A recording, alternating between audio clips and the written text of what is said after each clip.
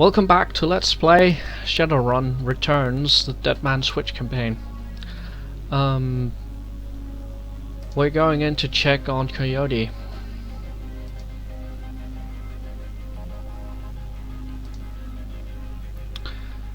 Make it quick, I need to operate. Thanks for helping me out back there. No, Sheen, you should be okay now. We'll see. It's gonna take years to work off this debt.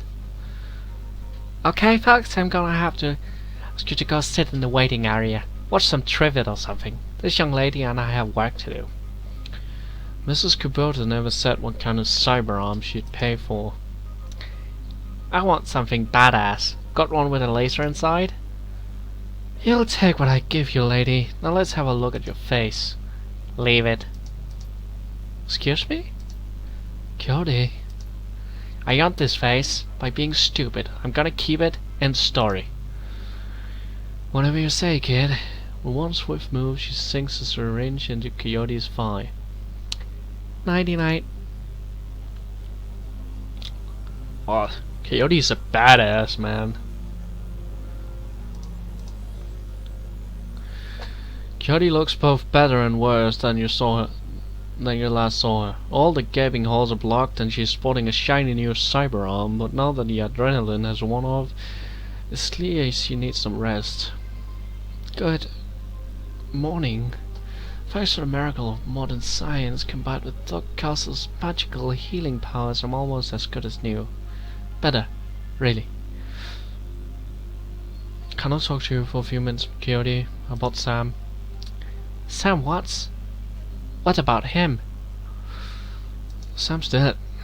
Holy track! Sam! I can't say I'm surprised. He was on a downward spiral for a long time. What can I tell you? You served Sam the night he died. What do you remember about that night? It was a pretty average night. Regular crowd, as I remember. Sam was drinking with a guy named Armitage. Jake Armitage? Yeah, you know him? Met him. He's a charmer too. She bites her lower lip. I like gingers. Anyway, Jake and Sam were having a few. Well, Jake was having a few. Sam was tossing him back, but good. Eventually he got loud, the way he sometimes did when he mixed drinking and who knows what, and Mrs. Kubota wanted him ejected. Mrs. Love wasn't around, can't remember why, so she asked Jake to do the honors. Jake dragged him out the back into the alley, and that's the last time I saw Sam. You said he got loud. Do you remember what he was saying? She thinks. Standard Sam, Drake, how he grew up rich and didn't deserve this, how he hated his mother, how he loved his mother. It was pretty pathetic stuff. How he hated his mother. Okay. Okay. Does Sam have any enemies? Enemies? That's hard to say. Sam partied hard, and when he did, he ran his mouth off pretty good. Got his ass kicked on more than one occasion. But no, I don't think he had any enemies. At least not that I'm aware of. Where does Sam live? On the streets, mostly. He'd occasionally convince someone to let him flop on the couch, but he'd always overstay his welcome and get kicked out after a few days. Sometimes I'd sneak him down here so he could crash in one of the bunks. He used one the night before I saw him last. Tell me about Sam. I hear you liked him. I did.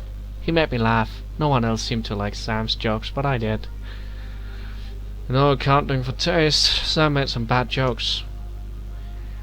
Not when he was sober. He was chill and funny. I guess I knew him the best of everyone here. Sorry he's gone. How bad was his drinking? If it was just a drinking, it would have been bad. But Sam wasn't the monogamous type. He dabbled in everything. Booze, chips, drugs. He loved the nitro, whatever he could get his hands on. It wasn't always like that, but once he got sick, he started using more and more stuff to try and forget about it. Sam was sick? Dying, didn't you know? Yeah, everyone could tell. You could just look at him and see he was a walking corpse. It had to be the drinking. Then he disappeared for a while, and one day he come back all better. Look good even. All better. Just like that. Again, I'm thinking cybernetic lever, then removed by the surgeon because he's actually a member of a cult. That's just it's a hunch. Again, I'd like to point out I've not actually finished this game. Not finished this campaign. So if it turns out I'm right, guess I'm a better detective than I thought I was. Thanks, Coyote. Now I need you two to do something for me. Alright, Burp. I need you to talk to Mr. Delilah for me about the Royale run. He's usually upstairs. Tell him I didn't get the chance. Maybe I can make some sort of deal. We'll see.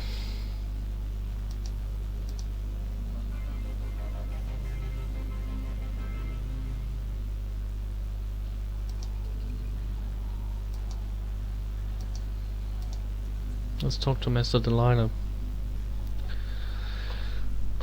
Mr. Delilah looks small and tough with an untraceable shotty on his back and a heavy vest under his trench coat. He's got the air of someone who gets things done and occasionally does them himself. He might be an ex-runner, one of the rare ones that's smart enough to move over to management when he felt his reflexes slowing down. What do you want? An island in Pacific, palm trees, booze, that kind of thing. Smartass, huh? I love a smartass. Really? No. Now tell me what you want so I can get on with my night. Coyote sent me. He glances at you sideways like you're speaking a foreign language. She sent you to talk to me. What? Did she slack the run? Is that it? Why don't she tell me herself? That's a show of disrespect. She's downstairs in the med bay. Got her arm torn off on the job. Holy hell, how'd she make it back? Paco and I extracted her. Mr. Delilah looks you up and down, takes you all in. Yeah, I bet you did. Okay, tell Coyote no hard feelings. I'll have someone else get the stones. Listen, you look like the sort of woman who might run a crew of your own one day. Might need a little talent. When that happens, you come to me. I'll set you up. I remember that. Huh. That was surprisingly nice. Mr. Glove, how are you? The all-controlled bouncer in the immaculate suit stands as impassively as ever. The absence of dust on his broad shoulders is the only real indication that the man ever moves. He nods to you when you approach. Evening. I see Coyote is back, looking only a little worse for wear. We have you to thank you for that. By having her back part, yes. You have the gratitude of everyone here, especially mine. Couldn't stomach losing anyone else so soon after what happened to Sam. Guess it's your job to... You're just a big old sheepdog, aren't you? Not the comparison made of more trolls, but I'm happy to defy expectations. Mind if I ask you a few questions? Haven't minded so far. You heard anything else about Sam's stuff? People are saying it was the river. But people say a lot of things about what they don't know or what they don't understand. I should be going. Catch you around. Aww. People care. People are fucked up in the head, but they care. Van Cross, how are you? I need to finish this call, perhaps another time. Perhaps you're right. Perhaps another time.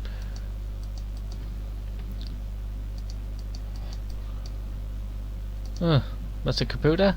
Mrs. Caputa? How else may I be of service? You mentioned Coyote's crusade. What is it? Coyote grew up in the Royale, but managed to escape that life. However, her cousin was apparently not so lucky. He came to town about a year ago and fell in with the wrong circle. He was introduced to the sim chips and became addicted to BTLs.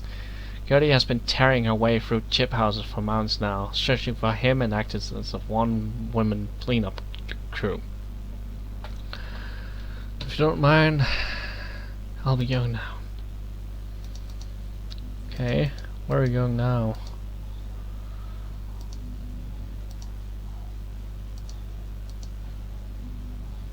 feel like... Oh, we should check the bunks.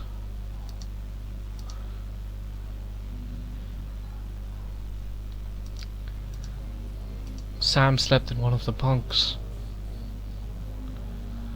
The bunk is a mess and reeks of booze. Searching through the sheets, blankets and pillow, you find an old photograph that has seen a lot of wear. Look at the image on the photo. Pictures of a blonde boy and girl, both about age 14, sitting on a dock on the edge of a lake. They appear to be twins. The boy has his arm tied around the girl's shoulders and is mugging for the camera. The girl is planting a kiss on his cheek while making rabbit ears behind his head with her fingers. Well, okay, look at the back of the photo. Written in a woman's hand are the words, Sam and Jessica, Lake Sammamish State Park, summer 2040. Look at the photo.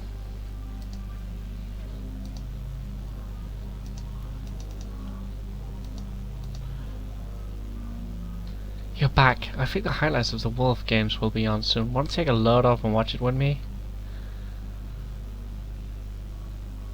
I found something in the bunk Sam was using. Yeah, great. What was it? A photo. Did you know Sam had a twin sister?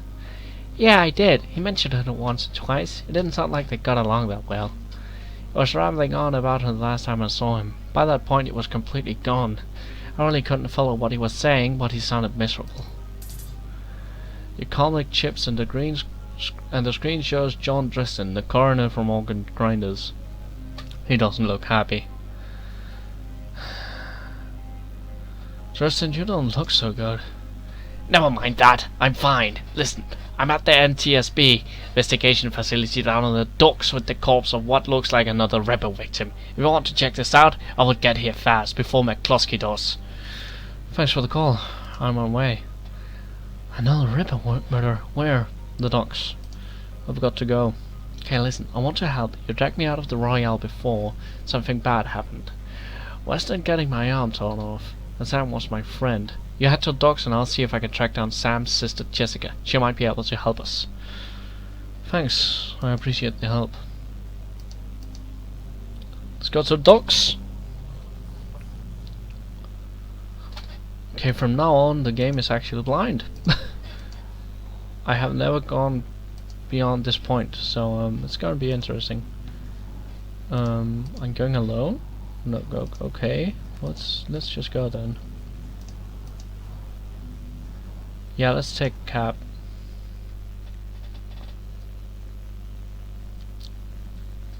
Leaving the Seamstresses Union behind, you head to the docks. The Ripper killed Sam, and maybe he or she slipped up with his latest victim, left some useful evidence. Only one way to find out. South Seattle is your typical industrial area. Grit, grime and grey. Rain doesn't help matters any. Layers of dirt mixed with the abandoned wooden pallets, repurposed into makeshift furniture for the day workers. Garbage collects in the gutters of the broken down street. Disreputable is this district's middle name. Your destination, the National Transportation Safety Board warehouse. It's located on a small strip of dock towards the less maintained end of the waterfront. Despite the presence of those who linger in such places, it's quiet as you approach the gate.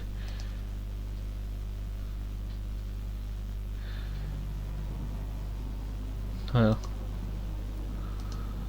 it's a plane!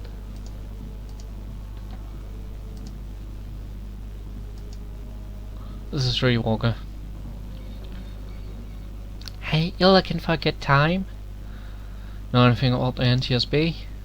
Yeah, the bumps around here have been stealing old crap from that place for years. Not worth my time, though. Huh, I guess so.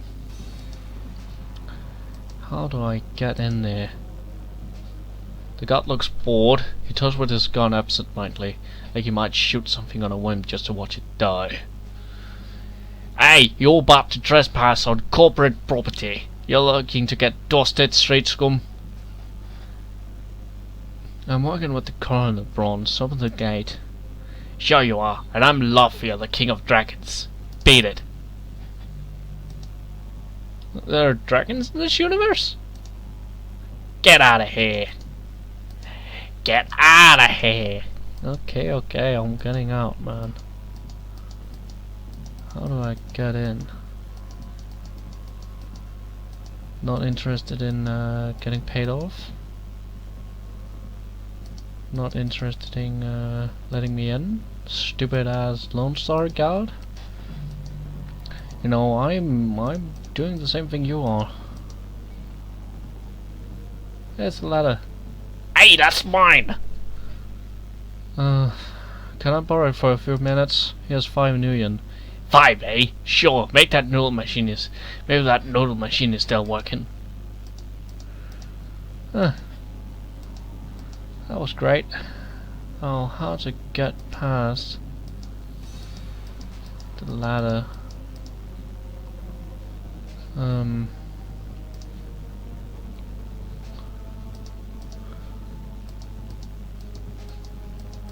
Listen, dude. I need to get in there.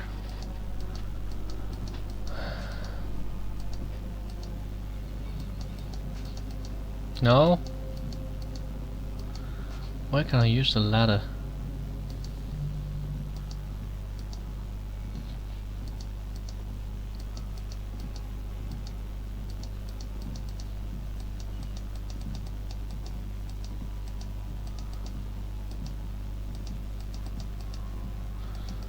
Huh.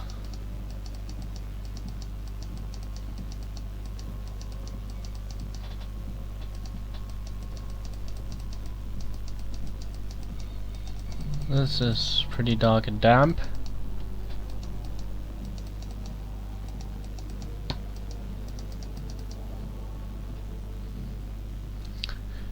Hey, you looking for a good time?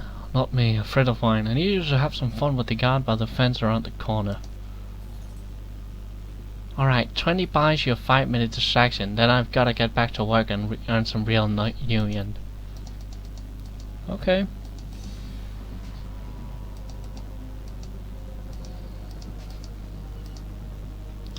Let's get in.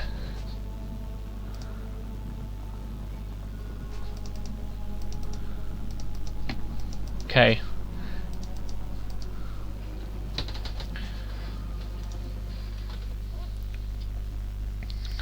And thank you for watching this episode of my Let's Play of Shadowrun Returns, the Deadman Switch. Next time we're going into the warehouse to see what's going on in there. See ya then.